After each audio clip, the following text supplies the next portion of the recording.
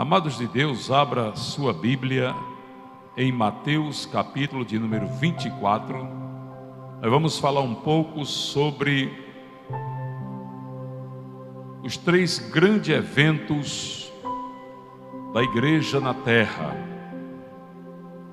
Se perguntasse para você e para mim, quais eram os 3 momentos mais importantes da igreja na terra, com certeza a igreja de Jesus iria responder: primeiro momento, o nascimento de Jesus Cristo.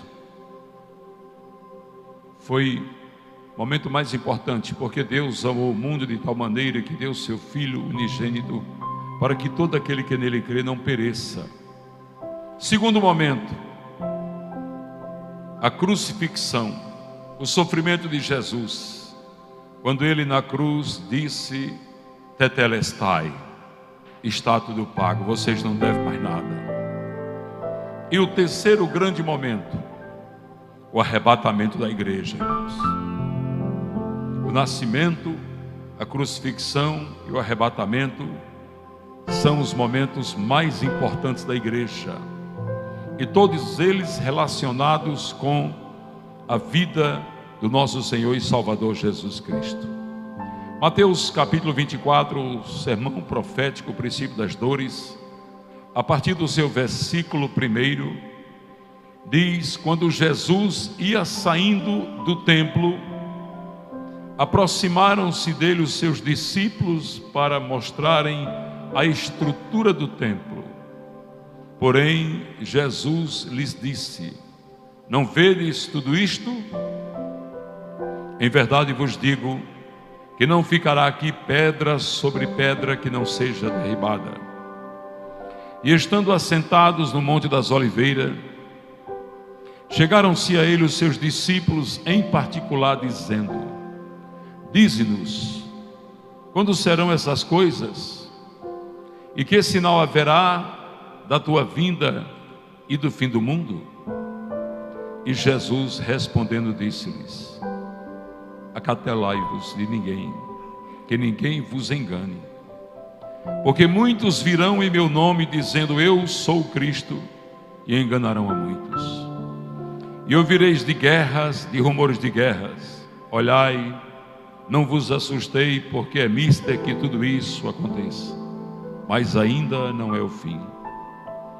Porquanto se levantará nação contra nação, reino contra reino, e haverá fomes, pestes, terremotos em vários lugares. Mas todas essas coisas são os princípios das dores. Então vos hão de entregar para serdes atormentados, matar-vos-ão e sereis odiados de todas as gentes, por causa do meu nome. Neste tempo, muitos serão escandalizados, trair-se-ão uns aos outros, e uns aos outros se aborrecerão. E surgirão muitos falsos profetas e enganarão a muitos. E por se multiplicar a iniquidade, o amor de muitos se esfriará. Mas aquele que perseverar até o fim será salvo. E este evangelho do reino será pregado em todo o mundo, em testemunho a todas as gentes, e então virá o fim. Diga glória a Deus. Porque Jesus nos avisou. E tudo o que está acontecendo. Nos últimos tempos, a igreja do Senhor Jesus, ela tem visto pregadores nos púlpitos do mundo inteiro, dizendo que é chegado os últimos momentos da igreja na terra. E às vezes as pessoas dizem: desde que eu sou criança que ouço falar isso. Não esqueça que para Deus há um segredo que Ele não revela, o dia e a hora. Ele só disse que está próximo. Nessa passagem bíblica, Jesus Cristo ia saindo do templo. Ele estava magoado, ele estava triste, porque ele ia nos templos. Aqui era o templo de Salomão, o templo que o rei Herodes, para agradar os judeus, Herodes era idumeu da Idumeia, e Herodes, para agradar os judeus, construiu um templo muito mais suntuoso do que o templo de Salomão. Se vocês verem o tamanho do templo que era, o templo que Herodes levou 46 anos para construir. Como é que a pessoa leva 46 anos para construir?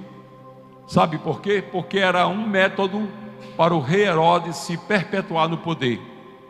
Porque ele sabia que o povo israelita amava o templo. E ele disse: enquanto eu estiver construindo o templo, eles vão ficar de olho na construção, vão ficar se alegrando na construção e vão esquecer que eu não faço parte dessa nação, mas fui indicado para governar pelos judeus. Por isso que ele levou tanto tempo e fez o templo tão suntuoso. Nas 2 vezes que nós fomos a Israel, em 2018 e agora em junho passado, nós vimos a maior maquete do mundo a céu aberto. A maquete da Jerusalém da época de Jesus Cristo. E olhando aquela maquete, tudo é construído em tamanho real, comparativamente com outras coisas. O templo de Herodes era como se fosse esse púlpito. Faça de conta que o palácio de Herodes era do tamanho desse púlpito. E o templo de Salomão era o tamanho do resto da igreja todinho. Ele fez questão de fazer um templo muito maior do que o palácio dele. Lá na maquete você observa isso. Era um templo grande, suntuoso. E como acontecera no passado, estava acontecendo naqueles dias de Jesus, que o povo de Deus, escolhido por Deus, não estava adorando o Deus do templo, mas o templo. Eles viam a suntuosidade do que Herodes tinha feito. E assim como no tempo de Salomão, eles adoravam o templo e não o Senhor que devia ser adorado no templo. Por isso que quando o templo foi destruído por Nabucodonosor e erguido por Neemias, Esdra, os reconstrutores do templo, já não havia mais ouro, nem prata, nem cobre, e tudo era de barro, e eles ficavam tristes, porque não viam naquele templo a suntuosidade do primeiro templo. E Deus diz aquela célebre palavra: a glória da segunda casa será maior do que a da primeira. O que era que Deus estava querendo dizer ali? Deus estava querendo dizer assim: no passado vocês olhavam para o ouro, mas eu tirei o ouro, tirei a prata, tirei o cobre. Agora vocês não vão mais olhar para o ouro, nem para a prata, nem para o cobre, mas agora vocês vão adorar Deus verdadeiramente. Por isso que Jesus Cristo fala para a mulher samaritana no capítulo 4 do Evangelho de João. Ele diz: Deus está à procura de adoradores que o adorem em espírito e em verdade. O povo adorava o templo. Até os discípulos que andavam com Jesus, sim, eles, Pedro, João, Tiago, André, Natanael, Baltazar, todos eles. E Jesus vai saindo do templo triste. Quantas vezes ele entrou naquele templo? Quantas vezes ele fez milagres e maravilhas ali? Mas não era o suficiente, eles continuavam adorando o templo. E Jesus diz: olha, Senhor, veja, eles estavam mostrando para Jesus os mármores do Líbano, que são conhecidos até hoje como o melhor mármore do mundo, o mais belo, o mais bonito. E eles estavam mostrando para Jesus: olha esses mármores, olha a construção, olha a suntuosidade desse templo. Eles não tinham visto Jesus ser humilhado dentro do templo. Eles não tinham observado que queriam matar ele dentro do templo. Eles não tinham observado que a trama para tirar a vida de Jesus Cristo acontecia dentro do templo. E Jesus olha e diz: vocês estão vendo tudo isso aí? Não ficará aqui pedra sobre pedra que não seja derrubada. E quando Jesus foi crucificado e ressuscitou e subiu aos céus, passaram-se 70 anos, porque o número 7 é muito forte no reinado de Deus. Com 70 anos, os judeus se rebelaram e os romanos voltaram e trouxeram o general Tito. O general teve tanto ódio da resistência do povo judeu, como ele sabia que o templo era o que eles mais adoravam, o general entrou lá com seu exército, matou milhares de israelitas, milhares morreram, destruiu aquele templo e arrancou até os alicerces daquele templo. As pedras que estavam debaixo como fundamento daquele templo, o general mandou que os próprios judeus cavassem, arrancassem, e se tornaram pedras queimadas, como está escrito no livro de Neemias. porque ele botou fogo nas pedras. O ódio dele era tão grande que ele disse: faça uma fogueira grande, enorme, uma verdadeira fornalha, e joga essas pedras dentro. Ele estava dizendo: eu vou acabar com a fé desse povo. Por que será que aconteceu tudo isso? Porque eles adoravam o templo. Hoje nós estamos vivendo uma época de apostasia, e quando a gente fala numa época de apostasia, a primeira coisa que vem à nossa mente é uma igreja que, em parte, graças a Deus, é minoria, que vem ao templo para adorar o templo. Em São Paulo existe o Templo de Salomão, suntuoso, também construído no mármore do Líbano. Mais de 600 milhões foram gastos ali. E eu conversei com um empresário aqui de Mossoró que foi lá, que pagou R$60 para entrar e ver o templo. E ele ficou maravilhado com o templo. E eu contei essa história para ele. O problema, irmão, não é admirar o templo, é admirar quem morreu pelo principal templo, que somos nós. É admirar aquele que morreu e estabeleceu em mim e em você o templo dele, porque ele disse: não mais habitarei em casas feitas pelas mãos dos homens.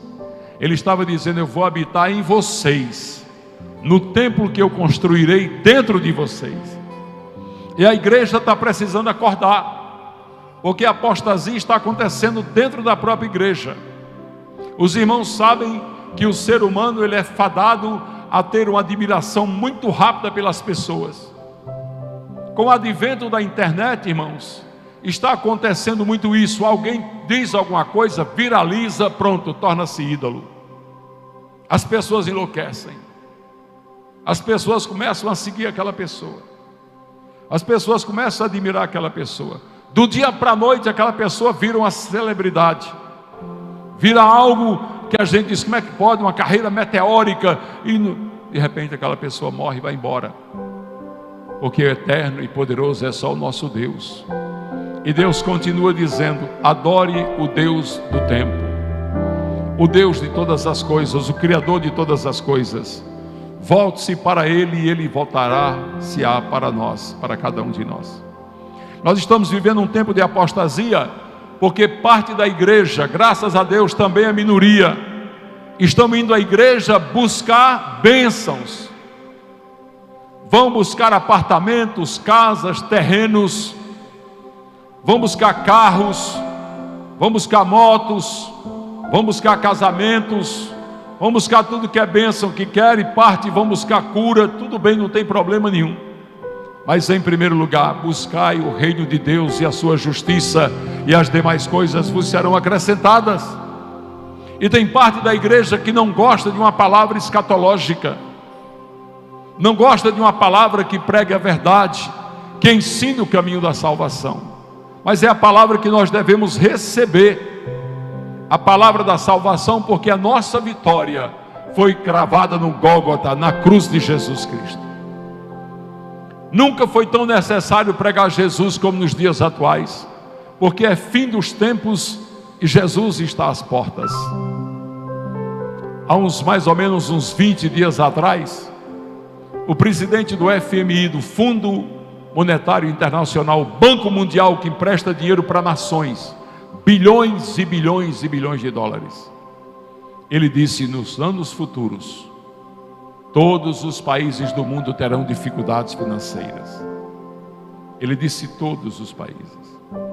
Está acontecendo no mundo uma reviravolta, uma escassez de tudo muito grande.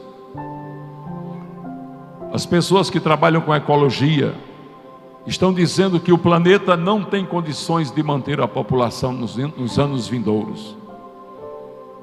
Eu quero falar hoje sobre tribulação, grande tribulação, sobre arrebatamento e preparação da igreja para subir. Jesus Cristo anunciou aqui isso, chamou atenção para isso, estava preparando os seus discípulos. Eles também andavam com ele e não entendiam. Aqui, quando você vê em Mateus capítulo 24, versículo 3, ele diz: e estando assentado no Monte das Oliveiras, chegaram-se a ele os seus discípulos em particular, dizendo: dize-nos, quando serão essas coisas? E que sinal haverá da tua vinda e do fim do mundo? eles não entendiam ainda. Aqui já estava praticamente 3 anos e 3 meses que Jesus Cristo andava com eles. Quantas pessoas não existem que andam com Jesus e não compreendem a Ele? Ouve a sua palavra, mas não entende. Outras ouvem a sua palavra e, como Paulo escreveu a Timóteo, tem comichão nas orelhas, não querem aceitar. A igreja precisa se preparar para aceitar a palavra da grande tribulação. Ao longo desses anos passados, vem se falando no anticristo. Anticristo são todos os ateus, todos os agnósticos, todos aqueles que acham que Jesus é um mito, é uma história mal contada, todos aqueles que negam a existência de Jesus Cristo. Vocês vejam, por exemplo, existem pessoas lendo Pitágoras, grande pensador. Ninguém sabe se ele existiu, não existe prova material que ele existiu, mas existem admiradores de Pitágoras que não admiram Jesus Cristo. Os achados arqueológicos, tudo que foi descoberto de Jesus, prova a sua existência, prova que ele esteve na terra, prova que ele foi crucificado, e o mais importante, prova que ele ressuscitou, porque o seu corpo nunca foi encontrado, porque a sua sepultura foi encontrada vazia, porque o santo sepulcro está lá escrito, ele não está aqui, ele ressuscitou, e está escrito em 4 idiomas. É Deus dizendo assim: creia no meu filho, porque ele é a salvação. Pessoas leem livros de escritores, admiram os escritores, adotam para a sua vida as filosofias de vida, mas leem a Bíblia e não querem adotar para a sua vida os ensinamentos que aqui estão contidos. Mas, irmãos, estudando escatologia, você chega a uma conclusão: o anticristo já está entre nós, aquele que vai ser adorado por todas as nações, porque anticristo são todos. Anticristo quer dizer contra Cristo. Contra Cristo tem muitos. Quantas pessoas tem aí que não querem Jesus? São milhares. Agora, o anticristo que a Bíblia fala, aquele que sairá das águas, sairá do meio do povo, aquele que vai governar as nações, aquele que vai convencer os judeus que ele é o próprio Cristo, que vai trazer a paz, que ali onde está aquela cúpula de ouro lá em Israel, ali chama-se Domo da Rocha, a mesquita de Omar, construído por um califa árabe. Aquele lugar é o lugar mais sagrado do mundo para os cristãos, para os judeus e para os muçulmanos, porque nós cristãos admiramos Abraão, os judeus também e os muçulmanos também. Essas 3 religiões, elas têm Abraão como pai da fé, e ali naquele lugar está a pedra fundamental do mundo.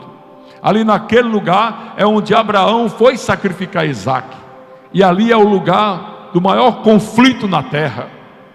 Até nós que vamos do Brasil, ou as pessoas de qualquer outro país do mundo que vai visitar Israel, chega naquele lugar, não pode chorar, não pode rir, não pode expressar suas emoções, porque é um monte de fiscal dos muçulmanos, porque aquele espaço é governado pela autoridade palestina.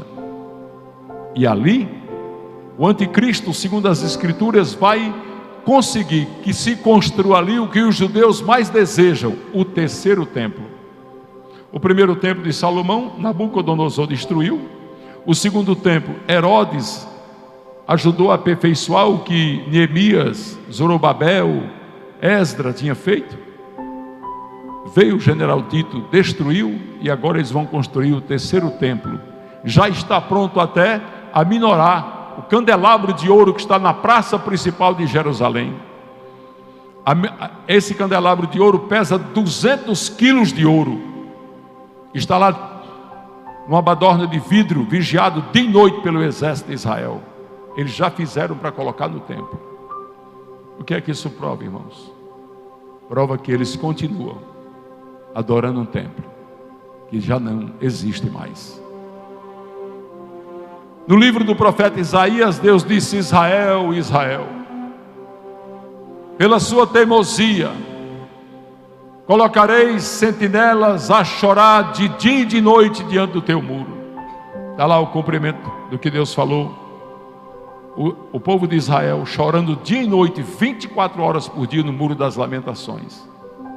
Qualquer hora do dia ou da noite que você for lá, e muita gente chorando no muro. Chora porque o templo foi destruído. Chora porque está pedindo a reconstrução do templo. Sendo que Deus mesmo quer fazer de cada um deles o templo do Senhor. Quando esse anticristo se manifestar, vai haver um tempo de paz na terra. Ele vai conseguir, com a sua influência, trazer a paz.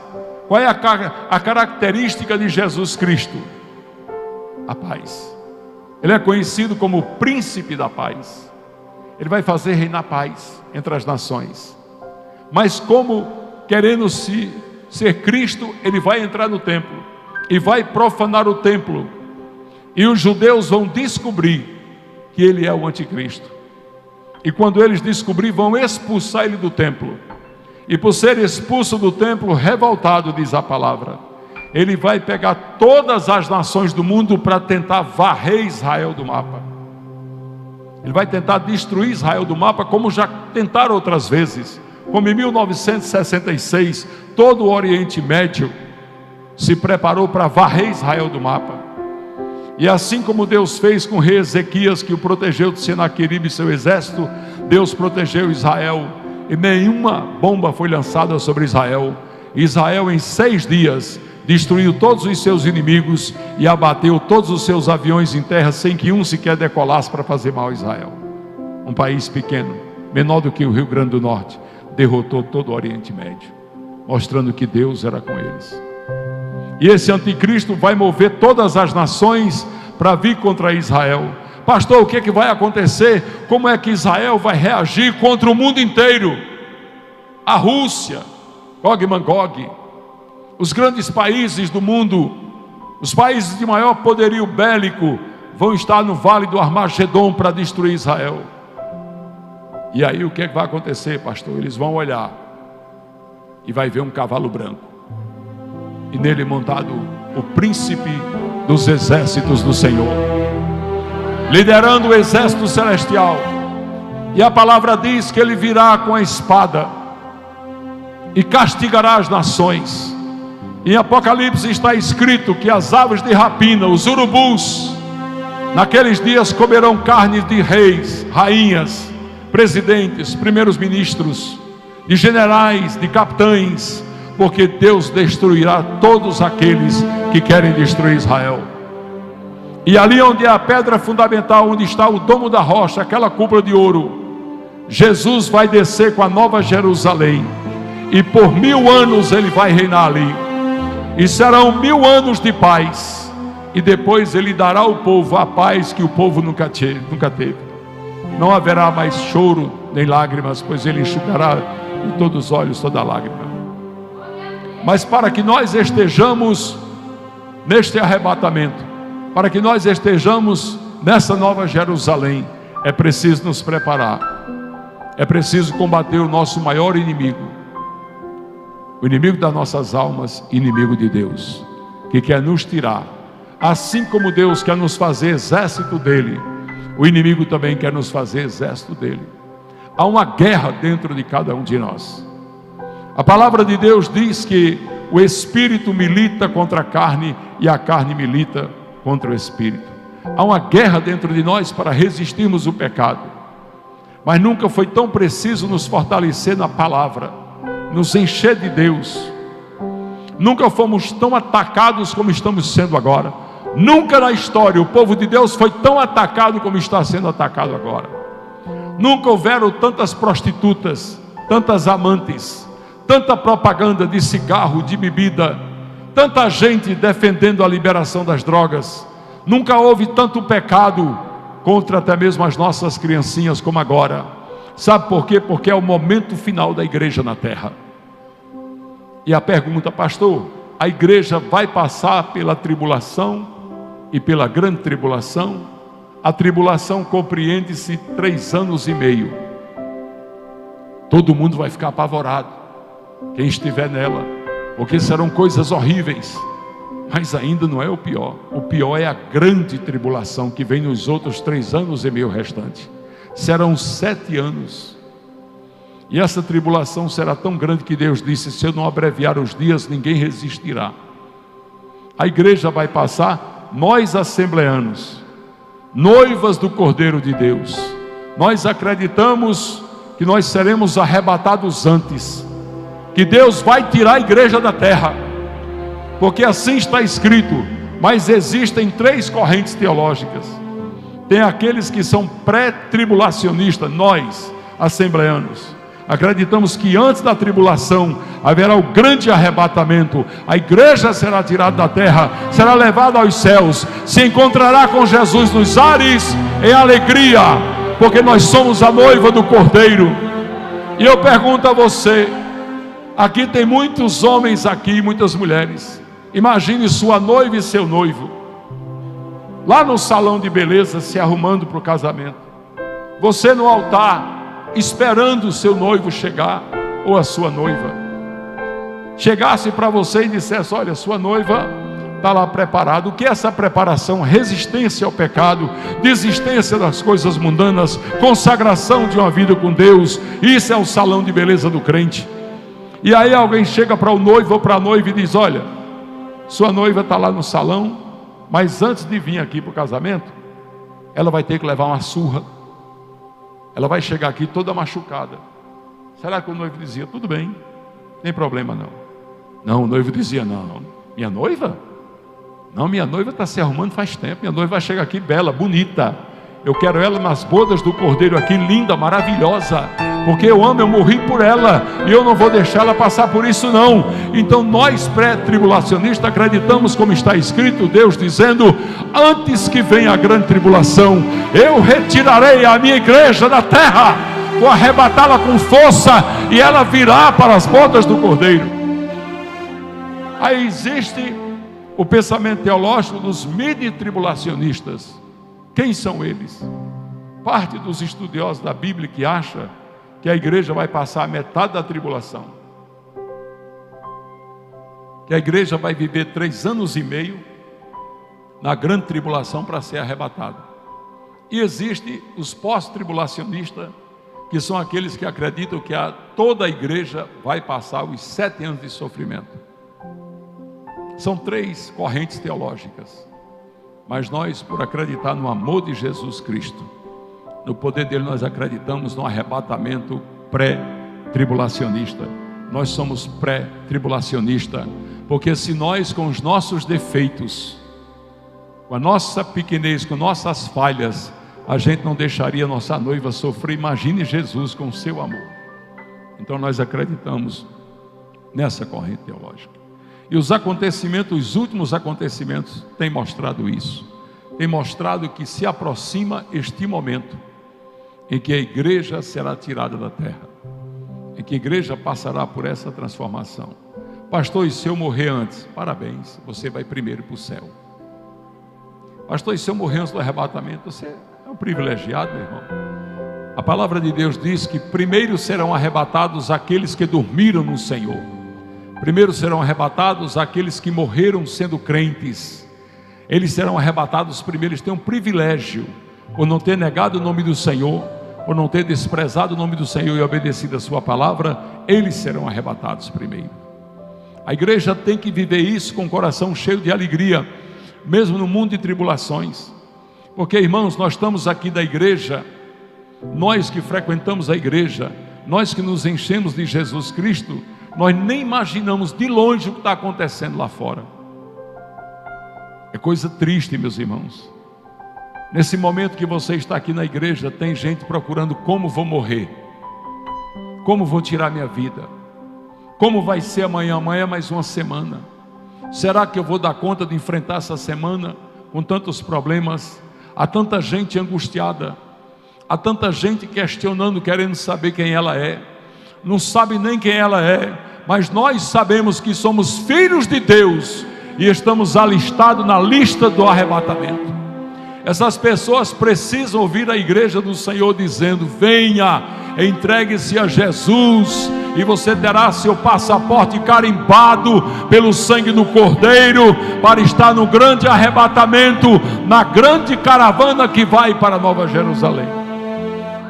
A igreja precisa se levantar. para fazer esta obra, o ide de Jesus Cristo, porque o arrebatamento está muito perto. O arrebatamento é um tema muito complexo, mas você pode ler 2 Tessalonicenses para ver que Paulo diz que nós devemos nos alegrar, porque a vinda do Senhor Jesus será de grande alegria para a igreja, mas será de ranger de dentes para aqueles que não ouviram a voz do Cordeiro de Deus. A igreja precisa estar preparada. A palavra de Deus tem que ser pregada desta maneira. Tem pessoas que vêm para a igreja e acham o culto bom quando tem gente pulando, gritando, sapateando, pregando vitória sem pregar arrependimento. Não existe vitória sem arrependimento de pecado. Não existe vitória em Cristo sem que haja dentro de nós uma transformação, uma mudança, para sermos merecedores daquilo que Deus tem para nos dar. Deus não precisa de tempo para gerar a minha e a tua vitória, o meu e o teu milagre, mas Deus quer que você deixe Ele, no tempo dele, trabalhar o seu coração, para lhe tornar digno de receber as promessas dele, as bênçãos e as vitórias que Ele tem para te dar. O Deus que criou a terra, com a sua voz, precisaria de tempo para dar qualquer coisa a você? Ou Ele simplesmente diria: receba? Ele diria: receba, porque Ele traz à existência o que não existe. Mas acontece que dentro de nós tem que haver mudança. Para quê, pastor? Para que eu esteja digno de receber a bênção dele e não querer pisar no meu irmão, não querer mostrar que sou mais privilegiado, sou mais adorado, sou mais amado por ele. Essa transformação é que é necessário existir no coração do crente, para que o crente seja realmente transformado pelo poder de Deus. Quem entendeu essa palavra, levante a mão assim. Essa é uma palavra de salvação para a igreja, é uma palavra de preparação para a igreja. A igreja precisa se preparar. Pastor, como é que eu me preparo? Rejeite o pecado, meu irmão, porque nós somos tentados toda hora. Deus disse o quê? Na leitura que eu fiz, que a palavra dele seria pregada em todo o mundo. Nós estamos transmitindo pela rádio e TV Pão da Vida. A programação da rádio, o culto no lar, é transmitido por 9 plataformas digitais. 9. Muita gente fala para mim: pastor, transmita só pelo YouTube. Não, nós transmitimos pelo Twitter, pelo Instagram, transmitimos por 3 aplicativos. Nós temos o aplicativo da BR Logic, 2 aplicativos da InChurch. Nós transmitimos por 3 canais do Facebook, pelo YouTube, que é o mais forte. Imagine a quantidade de pessoas que nós atingimos. Porque tem gente que não pode ficar olhando um vídeo, mas bota no aplicativo, bota o celular no canto, está trabalhando, está fazendo as coisas, mas está ouvindo a palavra. Então o nosso objetivo é atingir o maior número de pessoas possíveis. Quando Deus disse que o evangelho seria pregado em todo mundo, a internet é um meio de levar o evangelho a todo mundo. Hoje você vai numa aldeia de índio, está lá os índios, tudo na internet, tudo com o celular na mão. Hoje você já anda com aparelho para receber a palavra de Deus na sua mão. Hoje já tem a Bíblia Sagrada com o versículo do dia, a palavra do dia, a mensagem do dia. Milhares de pastores, de pastoras, missionários e missionárias, de irmãs, irmãos, estão dando a palavra de Deus em tudo quanto é canais por esse mundo afora. Isso é o cumprimento da palavra. Por isso que está chegando perto. E está chegando aí o 5G. Está chegando aí a implantação da comunicação no WhatsApp, que é um dos veículos de comunicação mais usado hoje, para que você fale com não sei quantas pessoas do mesma hora. Tudo isso é Deus facilitando para que o evangelho dele seja pregado a toda criatura, para que ninguém diga a ele no dia: não, eu não ouvi falar do Senhor. A palavra de Deus diz: ide pregar o evangelho a toda criatura. Ele está dizendo: eu criarei os canais para que vocês façam a obra, porque no dia do trono branco, no dia do grande julgamento, quando Jesus se assentar no trono ao lado do Pai dele, naquele dia Jesus vai estar dizendo para o Pai dele: agora pronto, acabou, agora chegou a hora do julgamento. E ninguém vai estar ali na presença dele e dizer: Deus, eu nunca vi falar do Senhor. Não, ele vai dizer: você ouviu, é que você não prestou atenção, mas eu falei ao seu coração, eu te alertei, eu te preparei, eu quis que você ouvisse a minha palavra e tivesse a salvação. Isso vai ser dito no dia. Está chegando esse dia, irmãos. Não vai demorar isso. Quando eu era mais novo, eu participava da igreja, eu vi os pregadores pregando essa palavra, e eu dizia assim: está longe, isso nem agora não, está longe. Mas eu nunca vi tantas evidências dos últimos tempos como na atualidade. Tanta briga, tanta discórdia, o mundo inteiro em pavorosa, o mundo inteiro em crise, alguns países com problemas de aquecimento, pessoas morrendo de frio, em alguns países com problema de alimentação, pessoas morrendo de fome, alguns países com discórdia governamental, é uma guerra tremenda entre eles, ninguém combina, ninguém se acerta, a sede pelo poder é muito grande, o cumprimento da palavra que nos últimos tempos os homens seriam amantes de si mesmos. Está acontecendo tudo isso que Deus prometeu, terremotos, essas tsunamis que houve aí, coisas, cidade inteira sendo devastada, muitos vulcões em erupção, guerras, tanta destruição, tanta morte, tanta coisa acontecendo, e todo mundo hoje está vendo, porque todo mundo hoje tem acesso à internet, todo mundo hoje está vendo tudo que está acontecendo, e a gente não consegue às vezes parar um pouco para pensar no princípio das dores que Jesus falou, que já vem há tempo o princípio das dores, faz tempo que está vindo. Então, igreja, prepare-se, porque a qualquer hora você vai ouvir o estrugir da última trombeta. Duas coisas os crentes salvos vão ouvir: o estrugir da última trombeta e Jesus chamar você pelo nome. Assim está escrito: Ele vai chamar seu nome e você subirá para o céu.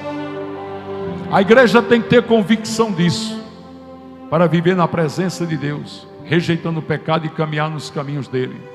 Se você imaginar o que será o inferno, é de fazer medo.